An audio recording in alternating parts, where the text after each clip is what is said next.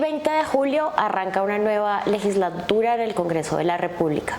Seguramente tendremos debates muy importantes durante los próximos meses, pero queremos saber un poco, ahondar más acerca de qué temas quedaron pendientes de la legislatura pasada y cómo se ve el panorama general de cara a esta nueva legislatura. Hoy en Voces Democráticas nos encontramos con Tatiana Duque. Ella es editora de la sección En Vivo, coordinadora del podcast de La Silla Vacía y directora de Los Huevos Revueltos con Política. Tatiana, muchas gracias por acompañarnos. No, muchas gracias. Cuéntanos, por favor, de manera general, ¿qué balance deja la legislatura pasada en el Congreso? Pues yo creo que hay como dos cosas claves. La primera es que el gobierno pudo demostrar que se pueden llegar a consensos y una de las muestras de eso es que pudo sacar adelante la reforma pensional, a pesar de que tiene una jugada compleja y que la Corte Constitucional seguramente revisará, y es como lo que sucedió en el último debate en la Cámara de Representantes. Pero digamos que el dúo que hizo la ministra de Trabajo con el entonces ministro del Interior mostraba un ambiente que fue completamente diferente a la segunda cosa que sucedió, que fue el hundimiento de la reforma a la salud, y que generó pues una crisis política en algún momento dentro del Congreso. Pero yo siento que ahí el gobierno mostró tal vez una ingenuidad legislativa. Es un poco complicado pensar que un Ministerio del Interior no se entere que hay una movida para tumbarle una reforma y que se enteren solamente en medios de comunicación. Siento que eso muestra una ingenuidad y tal vez una debilidad. Otra cosa que siento que pudo haber sido tal vez no transversal, pero sí que estuvo sobre el ambiente, fue toda la discusión de constituyente, golpe blando y ese tipo de cosas que decía el presidente en Twitter y que lo dijo y que se trasladaba una tensión en el Congreso. Y por supuesto pues lo que todavía no sabemos es el alcance del escándalo de corrupción en la unidad de gestión del riesgo, en donde pues al parecer hubo prácticas corruptas para favorecer ciertos proyectos a través del pago de congresistas. Yo creo que ese va a ser como uno de los temas que va a continuar, más el de la constituyente, pero sería como el balance de lo que nos dejó el segundo año. Hablando un poco de la constituyente, nos gustaría saber cómo ves tú este tema en general para la democracia. ¿Qué afectaciones tendría una eventual constituyente para nuestro país? Hay un dicho que dicen mucho los políticos sobre las constituyentes y es que no saben cómo arranca, pero no cómo termina. Y eso creo que es como el temor generalizado en la clase política, y pues seguramente mucha gente que está pendiente de eso, y es como abrimos la puerta a la constituyente y qué puede pasar, y empezamos a mirar esto como con miedo, y es el miedo a que vuelva la reelección, el miedo a que cierren el Congreso. Siento que Colombia tiene una tradición política muy joven, al menos con la Constitución del 91, y eso implica obviamente que situaciones como ¿qué significa una constituyente? Entonces vamos a cerrar el Congreso, ¿cómo así que se cierra el Congreso? Eso hay espejos internacionales que pueden generar cierto temor. Yo siento que, digamos, una constitución como la que ya hay ahora, lo que falta es realmente aplicarla más que cambiarla. Entonces, creo que el debate va a estar entre ese tipo de tensiones durante los siguientes meses que vamos a ver.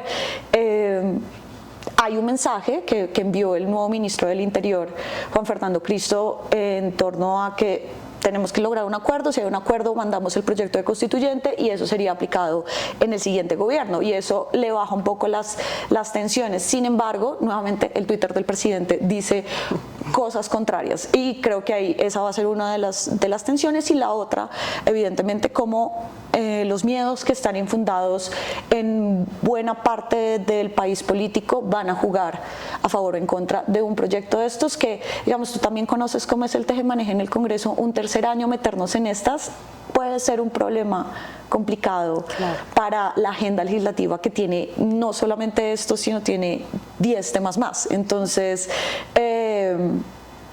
más allá de las afectaciones democráticas de si logramos pasar un estado sobre la constituyente, pienso también en el corto plazo de ¿qué tanto nos vamos a desgastar hablando de algo que no va a terminar saliendo o que cuando salga tal vez ya no necesitemos utilizarlo o ya los actores políticos que estaban trabajando en eso ya sientan que se les acabó el tiempo? Exacto. Entonces, además el tiempo es un factor determinante en ese sentido. Exacto. El tercer año es dicen el primer año es del gobierno, el segundo del Congreso, el tercero es de todos y el cuarto es de nadie. Y el tercer año se pasa bastante rápido y la construcción de consensos sobre temas que siguen siendo emocionalmente difíciles para buena parte de los miembros del Congreso que están ahí, tal vez no vaya a ser la mejor salida para evacuar la agenda legislativa que todavía está trancada. Bueno, y en este sentido, la oposición ha tenido un papel protagónico también frente a las reformas que el presidente ha propuesto. ¿Cuál crees tú que va a ser el panorama frente a esos temas que se vienen en esta tercera legislatura? La oposición ya ha mostrado, digamos, que tiene una táctica particular para retrasar los proyectos, que es este filibusterismo y se van y cambian el quórum y no sé qué. Y yo siento que eso ha funcionado bastante bien, pero esas tácticas siempre terminan desgastándose. Hay expectativa, obviamente, de cómo va a funcionar con el nuevo ministro Cristo, que lleva años en el Congreso y seguramente no, conoce a buena parte, muy bien, sí, buena parte de la bancada de la oposición y la entiende perfectamente, entonces creo que hay una dinámica que puede cambiar.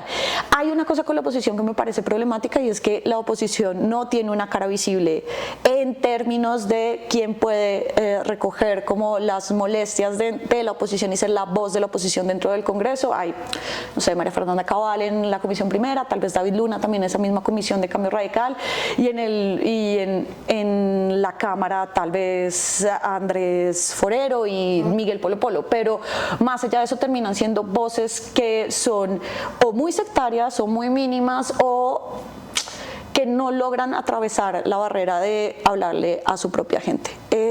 Y creo que el papel va a determinar mucho qué van a hacer, si van a hacer una nueva talanquera o si hay algunas propuestas de concertación para acercarse.